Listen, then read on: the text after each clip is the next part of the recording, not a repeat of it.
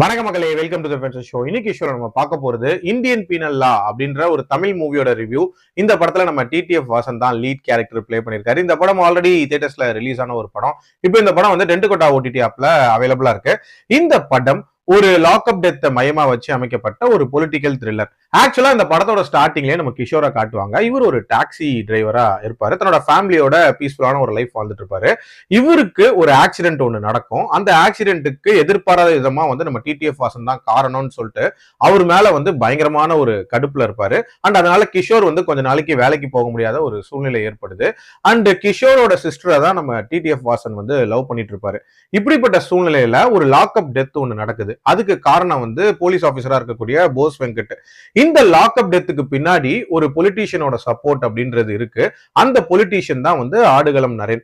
So இந்த பொலிட்டீஷியனுக்கும் அந்த lockup டெத்துக்கும் என்ன சம்பந்தம், அவரை பத்திய வீடியோ ப்ரூஃப்ல என்ன இருக்கு, அண்ட் இதுக்குள்ள எப்படி வந்து கிஷோரை லிங்க் பண்றாங்க, அண்ட் கிஷோரை காப்பாத்துறதுக்காக எப்படி வந்து நம்ம டிடிஎஃப் வாசன் வராரு, டுவர்ட்ஸ் எண்ட் என்ன ஆகுதுன்ற மாதிரி நிறைய விஷயங்களை லிங்க் பண்ண ஒரு கதை தான் இந்த கதை.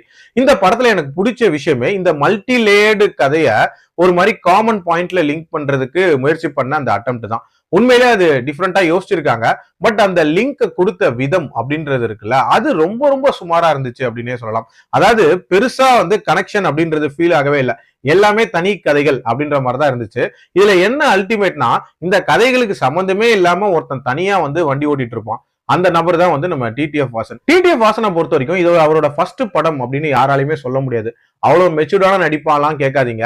இந்த ஸ்கூல் ஆண்டு விழால பெர்ஃபார்ம் பண்ணுவாங்களா, கிட்டத்தட்ட அந்த ரேஞ்சுக்கு தான் அவரோட நடிப்பு இருக்கு. ஸோ எப்போ இவர் இம்ப்ரூவ் ஆகி, எப்போ வந்து சினிமா லெவலுக்கு உயர்ந்து, எப்போ வந்து சூப்பர் ஸ்டார் ஆகுறது அப்படின்னு நினைச்சு பார்த்தாலே நமக்கு தலை சுத்துது.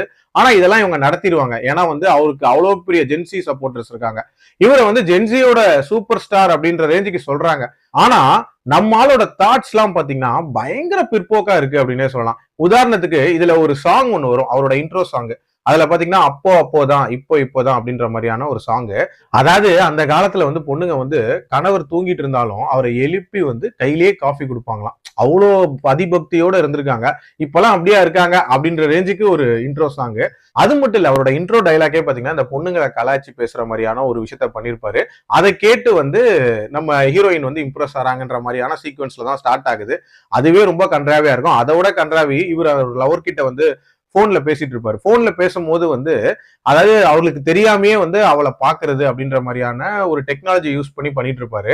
ஒரு கிரீப்பியான விஷயம். ஆனா வந்து அதை பார்த்து அவங்க அகைன் ஒரு டூயட் குள்ள போறாங்க அப்படின்ற மாதிரியான காட்சி எல்லாம் வச்சிருப்பாங்க. இவ்வளவு பிற்போக்குத்தனங்களை மண்டக்குள்ள வச்சிட்டு இருக்கிறவன தான் இந்த ஜென்சி கிட்ஸ் கொண்டாடுறாங்க அப்படின்றது உண்மையிலே ஷாக்கா தான் இருக்கு. அதே மாதிரி இதுல கிஷோர் வந்து அந்த ஜெயிலுக்குள்ள மாட்டிட்டு இருக்கக்கூடிய ஒரு அப்பாவியா அவரோட கேரக்டர் நீட்டா டிஃபைன் பண்ணப்பட்டிருந்துச்சு. பட் அவருக்கான அந்த சீக்வன்சஸ் இருக்கும்ல, அது வந்து ப்ராப்பரா அமைக்கப்படல. அதனாலேயே பெரிய இம்பாக்ட் அப்படின்றது கிரியேட் ஆகல. ஓவரால் ஐடியாவா நல்லா இருந்தாலும் இம்ப்ளிமெண்டேஷன் அப்படின்றது முக்கியம். அது ரொம்ப சுமாரா இருந்த ஒரு படம். என்னோட ரேட்டிங் 2.2 அவுட் ஆஃப் 5. அடல் கண்டென்ட்டை பொறுத்த வரைக்கும் பெரிய அலார்மிங் சீன்ஸ் அப்படின்றதெல்லாம் இல்ல. சோ பார்க்கலாம். மீண்டும் அடுத்த விமர்சனத்தில் சந்திக்கிறேன். நன்றி, வணக்கம்.